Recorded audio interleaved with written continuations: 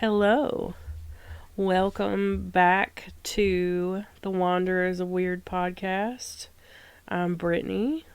And I'm Chelsea. And we are coming to you a little differently than normal this episode. We're having to do a remote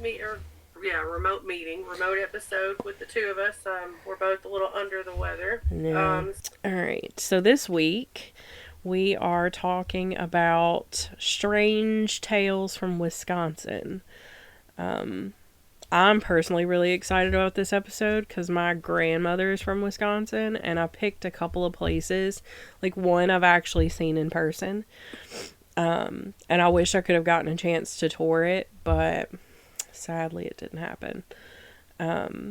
I don't know why. No connections to Wisconsin, just for the record. None whatsoever. So I'm learning.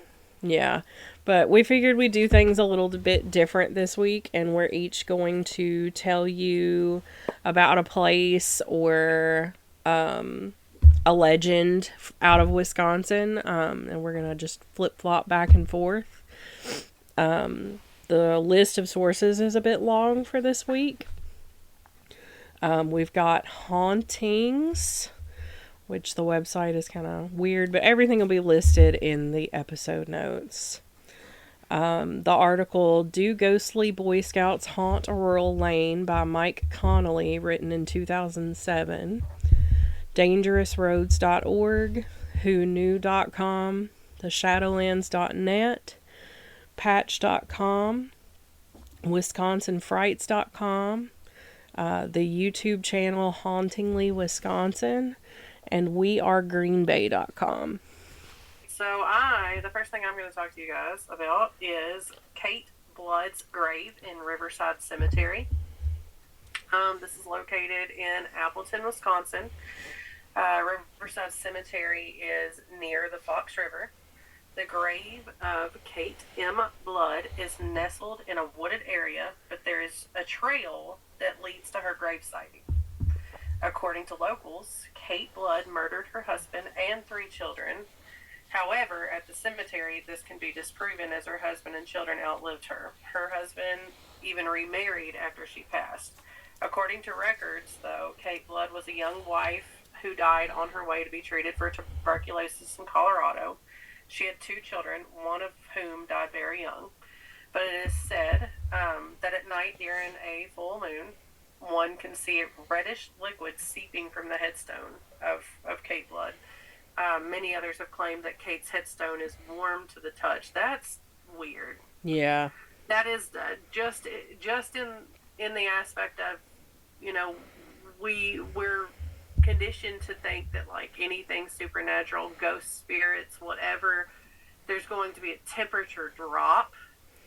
Right. For the headstone itself to be warm. Which, I mean, there could be a lot of factors in that, though. I mean, if it's sitting in the sun for very long at all, it's going to be warm even at nighttime, Right. But still, that's just odd. That would be a little off-putting. Next, I am talking about the Haunchies of Muskego, and I really hope I'm saying that name right. I looked it up. The Haunchies of Muskego.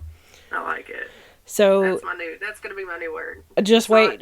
Have you read ahead the notes? No, I haven't. Okay, so this one, depending on who is telling this story, Haunchies are a band of people with either they've got dwarfism. Some people call them little people or elves or dwarves. Some people even have referred to them as goblins. I will just say they are people with dwarvism, just so as to not offend. So, this band of people who came to Muskego after their days in the circus were over, and it is said that they live in a tiny village in the woods on Mystic Drive and don't like to be bothered. Supposedly, they are guarded by an old man with a shotgun and are also armed with baseball bats themselves. There are those that I'm trying so hard because I feel so bad at laughing at this. I really do because I love people. I do. It's But, hard to imagine that, like, there's a whole gang of them just living in a little town. a whole gaggle of them. So they're supposedly guarded by an old man, and those that remember an average-sized man in a black truck firing a warning shot with a shotgun if someone came too close to Haunchyville. It's the names that just get me. If the residents catch you, they will cut you off. The residents of Haunchyville catch you, they will cut you off at the knees, so you will be just as short as they are. Many have tried to capture or photograph a Haunchy, but so far the evidence is as elusive as Bigfoot. They were also said to have never been caught by trespassers and authorities due to an elaborate underground tunnel system to help them escape. If you dare visit Mystic Drive, be sure to have some cash with you, as the local police department have said that trespassers should not only fear the Haunchies, but also a fine. All right, then. I'm just picturing, like, the lollipop guild popping out of, like, the ground on the Wizard of Oz. I know that's awful. I'm sorry. I mean, zero disrespect whatsoever, but the mental images that I got with that one, that is probably my favorite. Imagine writing it. Like, I almost didn't want to include it because I was like, that feels offensive. And then I was like, no, it's pretty good. And I wanted some more, like... It goes with our theme, man. Right. It's very weird. It goes with the theme, and you guys got to hear my awful flu-ridden laugh. Sorry. I straight up sound like, turn in your paperwork, Mike Wazowski.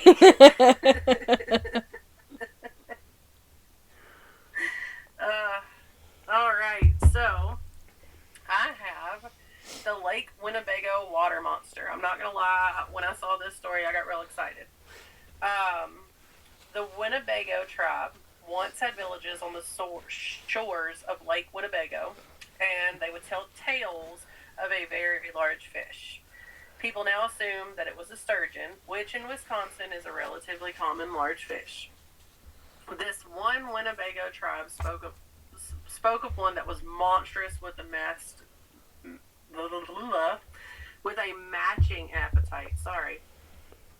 The legend goes that a freakish fish would wade along the banks of the Fox River and would snatch up deer, elk, and even moose who stopped to quench their thirst. It would eat horns, hide, hooves, and all. None of the Winnebago would cross the channel or swim near it for fear of this lake monster. Years later, some men were passing by and spotted a dark form floating in the water, only to discover that it was the monster.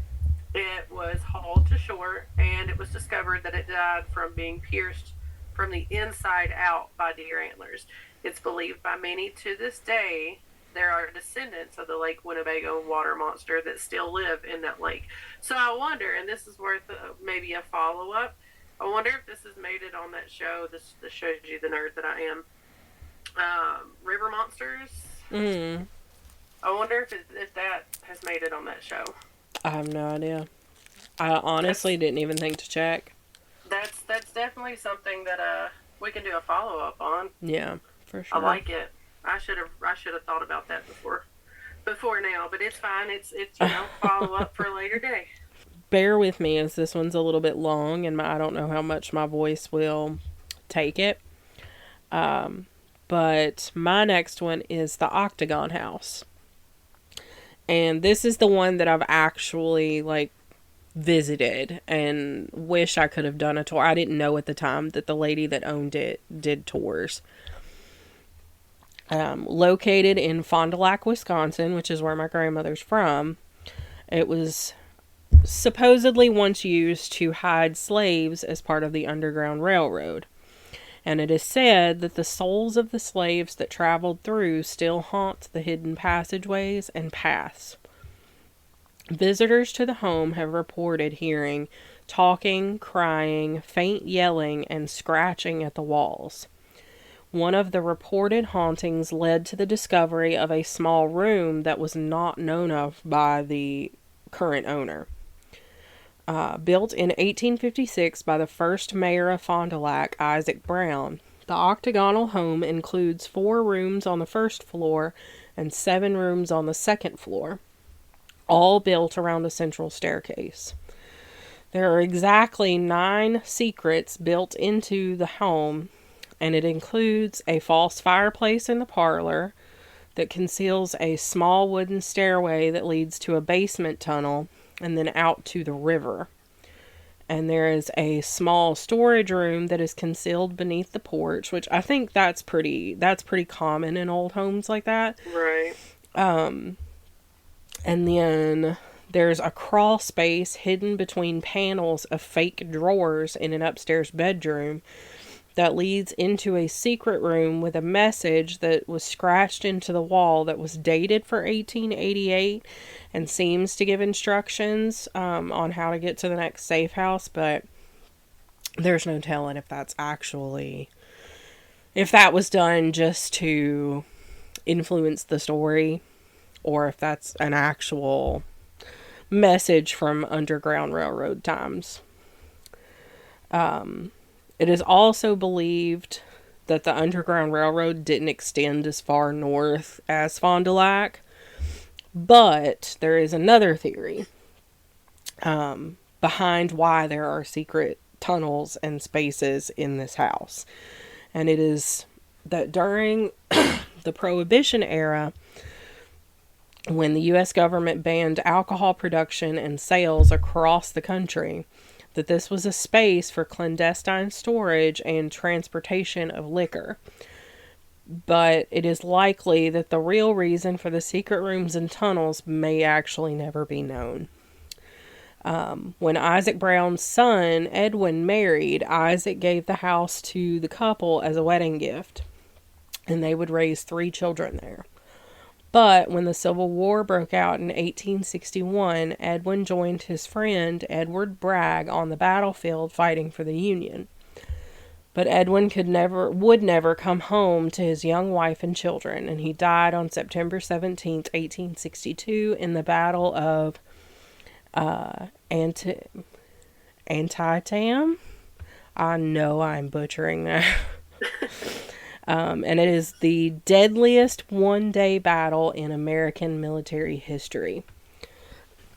It is said that even though Edwin, his wife Ruth, and their children are long since deceased, that they have never left the Octagon House. Both residents and visitors of the home have reported being touched by cold, unseen hands and an unseen force pushing them down the stairs. The sounds of Brown children playing are still heard more than 150 years after they lived in the home. And apparitions of Ruth and other identified people have been known to appear from time to time. From out of the darkness of the cellar, sometimes people have reported that eyes stare out where the hidden tunnel enters the house. And the home, unfortunately, was sold in July of this year for only $165,000. And I really just hope that the new owners do something amazing with it. There is a YouTube video, and I'll link that in the show notes as well, of the former owner giving a little bit of a tour of the home, and you can see some of these secret spaces. And the home is also listed on the National Registry. So hopefully that'll prevent it from ever being torn down, because it looked kind of run down in some photos. But in the listing online for the for sale ad, it looked like it was relatively in decent shape. So nice. I like it. Okay, so I've got the Ridgeway Phantom. In the middle of the 19th century, a shape-shifting phantom was said to haunt the area of Ridgeway. The specter was able to take on the form of a headless man, an old woman, a young woman, a ball of fire, or animals such as dogs, pigs, and horses. The phantom would attack unsuspecting travelers out of nowhere and then disappear just as quickly. For over a quarter of a century, panic had a firm grip on the area. It was so bad that armed escorts would travel along Ridge Road and no one would go outside at night alone. Researchers were able to trace the origin of this phantom back to the murder of two teenage brothers, ages 14 and 15, at McPhillips Saloon in 1840. A group of rowdy patrons tossed one boy into the fireplace where he burned to death, and the other boy froze to death attempting to escape the town. During this same period of time, strange specters also haunted the local hotel, McPhillips Saloon, and the Catholic Church, the cemetery, and dozens of private homes in the area. It's said that the Ridgeway Phantom moved on when the entire town burnt to the ground in 1910, but others believe that it's still out there waiting in the woods near Mineral Point, waiting for the next unsuspecting victim. On WFiles.com, there's a personal story about the Ridgeway Phantom from Mark G. He wrote, I want to relate an experience that I had around Halloween 1993. I'm from, is that Ripon, Wisconsin? Yeah. At the time of this story, I was also a student at the University of Wisconsin-Platteville, which is in Grant County. On the way there, I would pass an old abandoned farmhouse on 151. It was a very old building, completely isolated and with no driveway. When going by, I would look through the windows. The interior of the dwelling was completely gutted, as if there had been a fire inside at one point. It looked as if a strong wind could knock the whole building over. Anyway, it was Halloween weekend. I was going back to Ripon with my roommate. By the time we left, it was around 9 p.m. When we drove by the old house, I noticed that the building's interior was brightly lit, as if someone had been inside and turned on all the lights. That was what confused me. I saw what it looked like inside. There was no wiring of any sort in the building. I couldn't understand where the light was coming from. It wasn't lantern light. It looked like electricity, but it didn't seem possible. When we came back a couple of days later, we noticed that the house looked like it had before, gutted.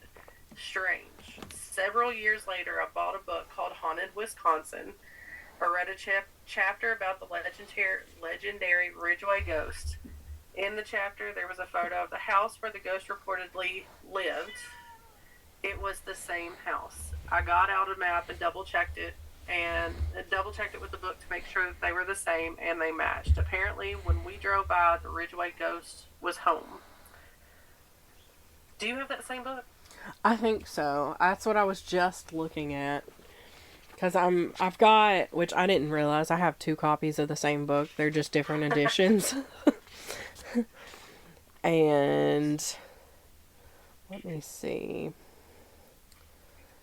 The Ridgeway just Phantom. For reference for you people listening to us, she's got a huge bookshelf that is currently sitting right behind her she's like borderline Beauty and the Beast library in her office. I do my best. So yeah, it's totally in here. It looks like it's like a little farmhouse. Oh. Maybe attach a picture of that. Would that be possible? Yeah, I can put it on our Facebook page. Thursday, we can link it somewhere or something. Yeah. All right. So my next one is the Marybelle Caves / Marybelle Hotel, or also known as Hotel Hell. Oh. And it's been foretold that this place was once owned by Al Capone. Not true. It's amazing what the internet can do. So the old hotel building has been abandoned for a very long time. The hotel burned in the 1920s, but people still claim to see a glow whenever the new moon is out. I That was accidentally. Juno sneeze. Sorry. That was Well, my puppy. um, from the road, you can see every detail of the old hotel, which is totally surrounded by woods. So the road runs in front of the hotel, but like on either side, like on the other side of the road and then behind the hotel, it's all woods. Um it was once a 3-story building, and when the third floor was still accessible, folks claimed to feel cold hands applying pressure on their back. And others have told stories of flashing their flashlights at a second floor window only to have it flash back at them. Others have reported overall feelings of like being threatened in the basement.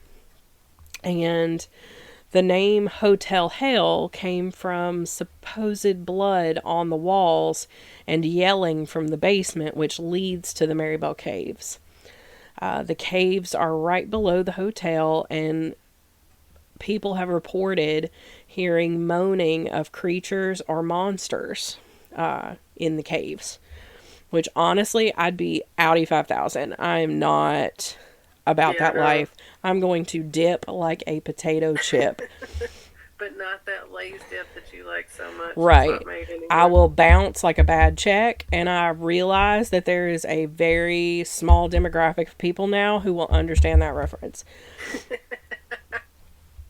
Some other reported paranormal activity at the Marybelle Caves Hotel is witnesses have reported seeing a little girl in a black dress wearing no shoes on the stairs that go down to the caves. And others have reported hearing singing or the ringing of bells, and this can occur at day or night. There is also a smell of sewer gas that you can smell like up in the bedrooms.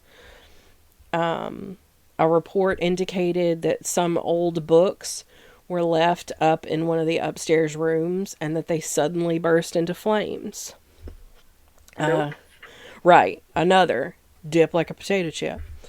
Some visitors have been chased by a white light, which some of them have seen as a carriage drawn by white horses. And others have heard the sounds of horse hooves in the old stables. According to HTRnews.com, the building was originally named the Cherney Hotel and was a place where one could immerse themselves in fine bathing, boating, and fishing. The hotel was built by Charles Steinbecker in 1900 and was meant to replicate buildings from the old world, which is why it shares characteristics from European medieval castles. It does look like if you're just going down the road and you see like an old abandoned medieval castle in Wisconsin. Right. I'm here for it, though. Yeah. And it's like out in the middle of the woods. And just, I'd probably live there if it wasn't haunted. Beginning in 1915, the company was about to go under, and the hotel was purchased by Adolph Cherney. So the guy who originally built it like had this hotel, and he ended up like starting a brewery and bottling company, and that company was going under. And then the building was purchased in 1981 by Jeff Miller and was reopened. But in 1985, the structure was engulfed in flames and new tales of hauntings were created. The building still stands and was still partially intact following a tornado in 2013, but it still remains abandoned to this day.